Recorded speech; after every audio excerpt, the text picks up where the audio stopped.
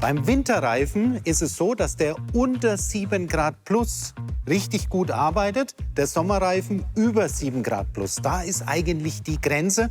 Das liegt ganz einfach an der Gummimischung. Der Winterreifen ist von der Mischung her einfach deutlich weicher und kann dann bei kälteren Temperaturen besser arbeiten. Der zweite Punkt ist, auch das kennt man vielleicht noch so von früher, ein Winterreifen muss schmal sein. Auch das ist nicht mehr so, denn wir haben jetzt diese Lamellentechnik in den Reifen. Das sieht man hier ganz gut. Und diese Lamellen sind dafür zuständig, quasi beim Fahren den Schnee aus dem Profil wieder rauszuarbeiten. Und ich habe dadurch auch bei schneebedeckter Fahrbahn guten Grip. Gerade wenn man jetzt nicht so viele Kilometer unterwegs ist, kann es natürlich sein, dass so ein Winterreifen dann auch mal in die Jahre kommt. Hier auf der Flanke von den Reifen könnt ihr ganz gut das Produktionsdatum entsprechend nachlesen. Und es gibt die Regel, maximal 7 Jahre sollte so ein Winterreifen alt sein. Denn ansonsten, durch das Alter wird die Gummimischung einfach zu hart. Und dann kann auch entsprechend der Winterreifen bei niedrigen Temperaturen nicht mehr so gut arbeiten. Den empfohlenen Luftdruck, den findet ihr bei unseren Mercedes-Benz-Fahrzeugen immer im Tankdeckel. Im Winter sollte es so sein, dass ihr von diesem Wert immer so 0,2, 0,3 Bar Luftdruck mehr in den Reifen einbringt. Denn durch die kalten Temperaturen wird die Luft weniger komprimiert und dadurch hat der Reifen eben automatisch auch weniger Reifenluftdruck.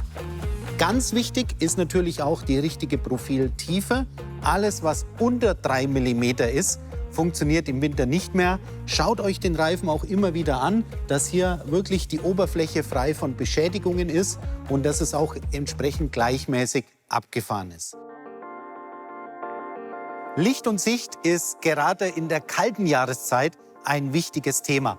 Und eines der Hilfsmittel hierfür sind die Scheibenwischer. Ich habe hier mal so ein Exemplar mitgebracht von einem Scheibenwischer, der jetzt nicht mehr ganz so neu ist. Und wenn man hier mal so drüber fährt, spürt man eben ganz gut, dass das Gummi schon wirklich sehr porös ist.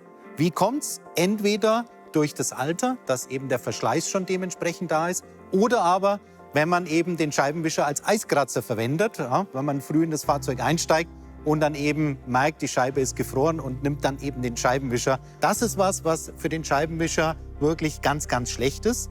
Tipp auch noch, wenn man weiß, es wird kalt in der Nacht und es kommt vielleicht sogar ein bisschen Schneefall dazu, gerne den Scheibenwischer auch mal von der Scheibe wegklappen, beziehungsweise hier einen Karton dazwischen klemmen, damit eben der Gummi nicht direkt auf der Scheibe anliegt, damit nicht festfrieren kann.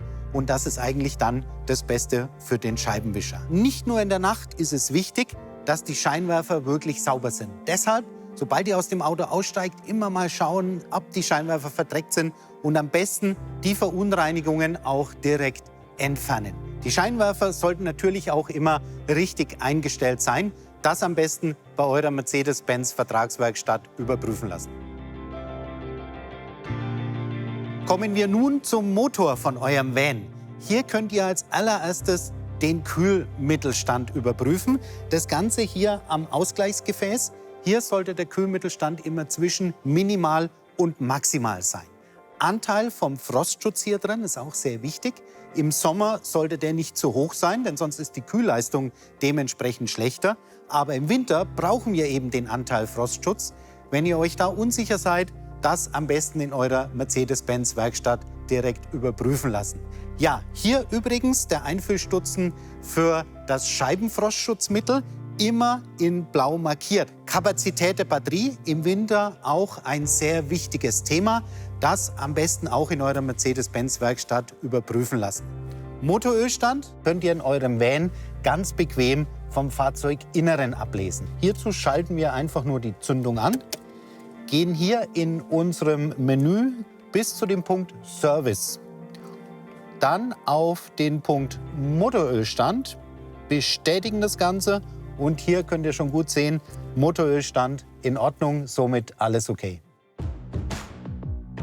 Als letztes möchte ich euch noch ein Winter-Survival-Kit vorstellen, was in keinem Van fehlen sollte.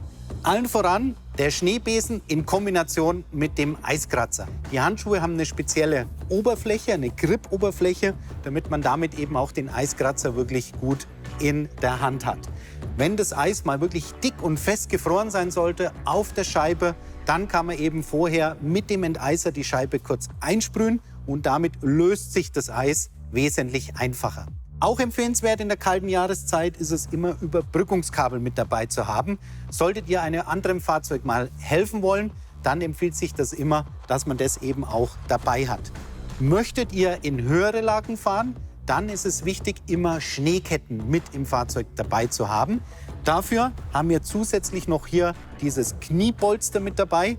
Denn ihr kennt es, ne, wenn ich Schneeketten aufziehen muss, ist meistens die Straße schneebedeckt oder es ist so ein bisschen Rollsplit auf der Fahrbahnoberfläche. Mit dem Kniepolster kann ich dann eben wunderbar mich da drauf knien, mit den Handschuhen dann die Schneeketten ganz bequem montieren. Wichtig ist, die Schneeketten natürlich immer auf die Antriebsachse und auch wichtig, die Höchstgeschwindigkeit entsprechend mit den Schneeketten beachten. Mit diesen Tipps hoffe ich, kommt ihr gut durch den Winter. Bis zum nächsten Mal und tschüss.